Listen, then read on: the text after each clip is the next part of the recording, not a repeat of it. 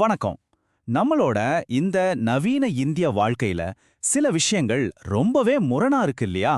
சில நேரங்கள்ல எது சரி எது தப்புன்னே தெரியாம நம்மள ரொம்பவே குழப்புது. இன்னைக்கு அப்படிப்பட்ட சில முக்கியமான ஆழமான கேள்விகளை பத்தி தான் நாம இங்க அலச போறோம். சரி, நேரா விஷயத்துக்குள்ள போயிடலாம். நம்மள நெறைய பேர் மனசுல இருந்த ஒரு கேள்வி இது. யோசிச்சு பாருங்க, பல வருஷம் நமக்கு என்னன்னே புரியாத ஒரு படிப்ப படிக்க சொல்லுது இந்த சமூகம். ஆனா வேலை கிடைச்ச அடுத்த நிமிஷமே டக்குன்னு ஒரு எஸ்ஐபி ஸ்டார்ட் பண்ணுன்னு சொல்லுது. இது என்ன மாரியான ஒரு லாஜிக்? இதுக்கு பின்னாடி இருக்கிற அந்த முரண்பாடு தான் என்ன? வாங்க அத தோண்டி பார்ப்போம். முதல்ல நம்ம பார்க்க போறது இந்த பெரிய கேள்விதான். படிப்பு முக்கியமா இல்ல பணம் முக்கியமா? இது நம்ம வாழ்க்கையில ஒரு பெரிய ஓட்டப்பந்தய மாதிரி ஆயிடுச்சு. ரொம்ப சிம்பிளான ஒரு சமூக யதார்த்தம் இது.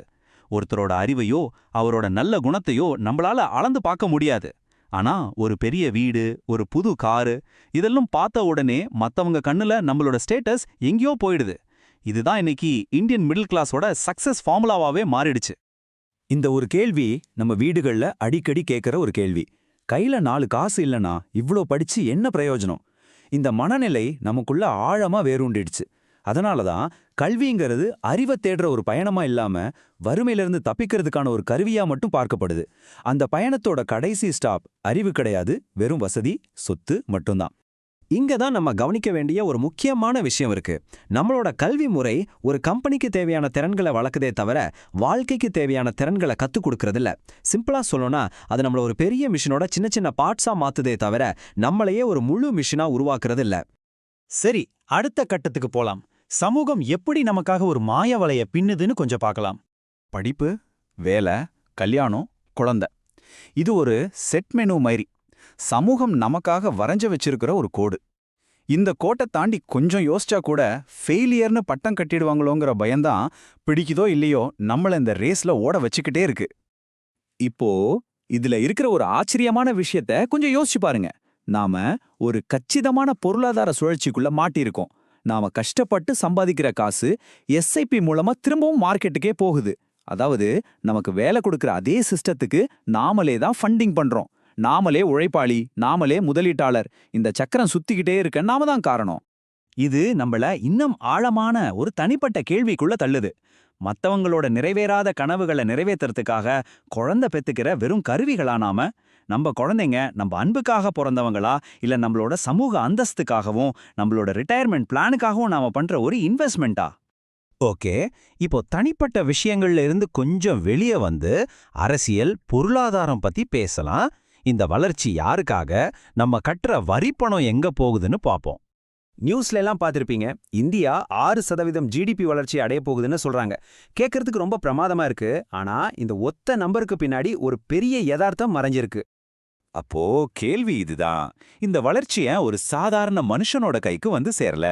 காரணம், இது பெரும்பாலும் ஜாப்லெஸ் growthன்னு சொல்லப்படுற வேலைவாய்ப்பு இல்லாத வளர்ச்சி. அதாவது பணம் மேல இருக்கிற கொஞ்சம் பேர்கிட்டே போய் கூஞ்சிடுது. ஆனா சாதாரண மக்களுக்கு சம்பளம் ஏறுறதை விட விலைவாசி தான் ராக்கெட் வேகத்துல ஏறுது. ஏன் IMF மாதிரி பெரிய சர்வதேச அமைப்புகள் கூட நம்மளோட ஜிடிபி கணக்குகளை சந்தேகத்தோட தான் பார்க்கறாங்க. அதுக்கு சில காரணங்கள் இருக்கு. ஒன்னு, நம்ம நாட்டுல இருக்கிற கோடிக்கணக்கான முறைசாரா தொழிலாளர்களோட உழைப்ப சரியா கணக்குலயே சேர்க்கறதில்ல. இன்னொன்னு, திடீர்னு கணக்கு போடுற முறையே மாத்தி வளர்ச்சியை அதிகமா காட்டுறது. இந்த மாதிரி பல விஷயங்கள்ல முரண்பாடுகள் இருக்கிறத அவங்க சுட்டி காட்டுறாங்க. இப்போ ஜிஎஸ்டி வரி பங்கீடு பத்தின ஒரு முக்கியமான விவாதத்தை பார்க்கலாம். உதாரணமா, தமிழ்நாடு ₹1 வரியா கொடுத்தா அவங்களுக்கு திரும்ப கிடைக்கிறது வெறும் 29 பைசா தான். ஆனா பீகார் போன்ற மாநிலங்கள் அவங்க கொடுக்கிற ஒவ்வொரு ரூபாய்க்கும் கிட்டத்தட்ட ₹7 திரும்ப பெறுது.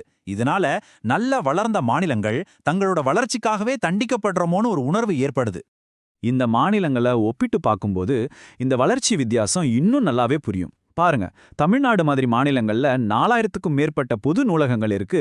அவங்களோட வளர்ச்சி பரவலாக்கப்பட்டு இருக்கு. ஆனா பீகார்ல வெறும் 500 நூலகங்கள் தான் இருக்கு. இந்த அறிவுசார் கட்டமைப்புல இருக்கிற வித்தியாசம் தான் வளர்ச்சி மாதிரிகள்லயும் ஒரு பெரிய வித்தியாசத்தை உருவாக்குது.